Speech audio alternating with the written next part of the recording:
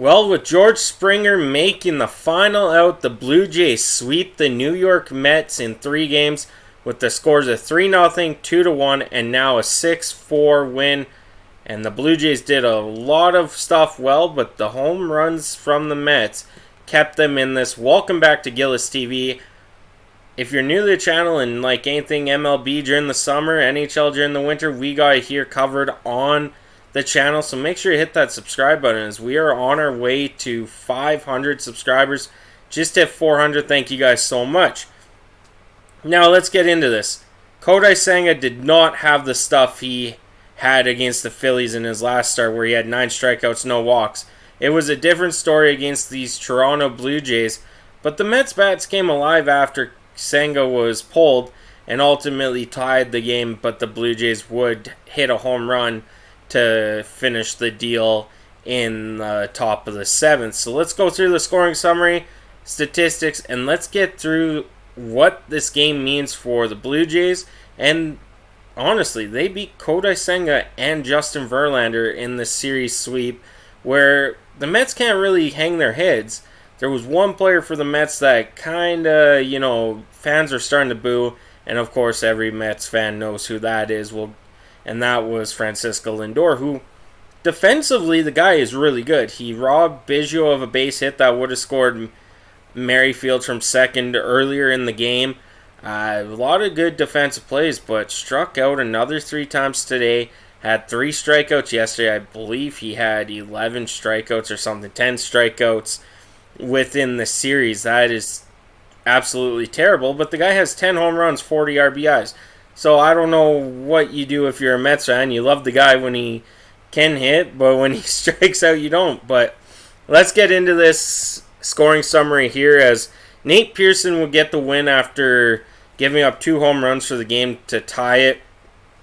Dominic Leone would get the loss in this one. So Kodai Senga didn't get the loss, but got pulled early in this game. So top second with Chapman on third and Varshall on first. Merrifield would hit a double, scoring both runners. In the third, Vladimir Guerrero Jr., first pitch fastball high inside, would take it deep to left field to give the Blue Jays a 3-0 lead. They weren't done that. With Matt Chapman on second base, the catcher Alvarez would throw to second, miss the throw, and the outfielders Incana and Pham would not communicate well, and Chapman would actually score. The Mets would review this to see if Chapman was out. It was called that he was safe, giving the Blue Jays a 4-0 lead. But that's not it here. That's where Kodai Senga does get pulled in the top of the third with only 1 out. I'll get into that in a second. Tommy Pham comes up bottom third and would homer to right. Bottom fifth, Pham back up to the plate, would homer again. So multi-home run game for Tommy Pham. Bright spot out of this series for the New York Mets. Also in the bottom of the sixth, Alonso and Marte with both homers, solo home runs, giving it a 4-4 game off of Nate Pearson. But top 7 with a ball that no one thought would go out. Even Dominic Leone was shocked. But Brandon Belt would launch a 2-run home run. Guerrero would score on this.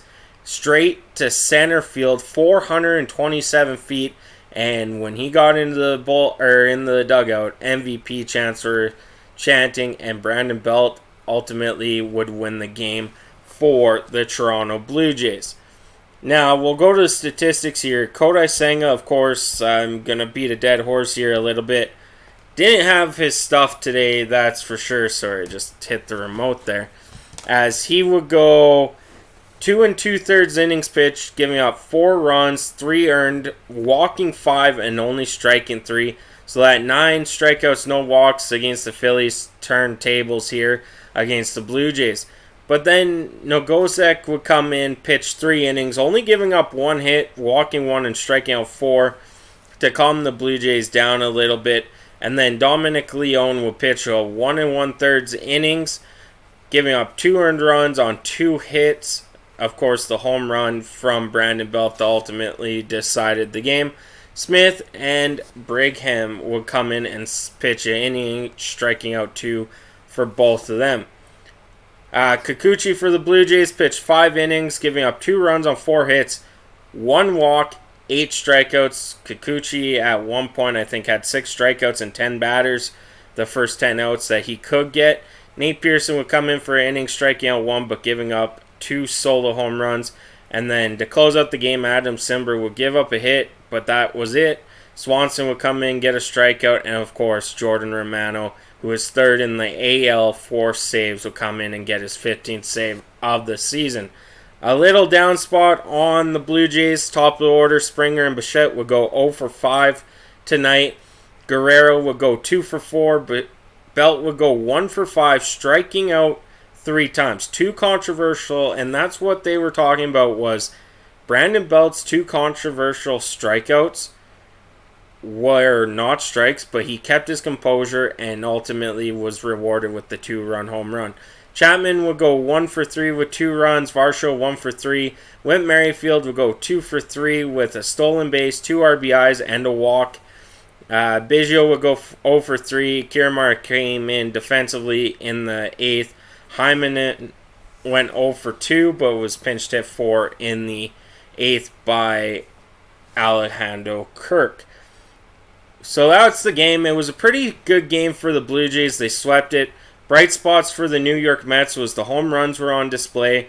Both teams known for giving up a lot of home runs. It was shown in this game. But the heart and hustle from Matt Chapman on that that throwing error by Alvarez.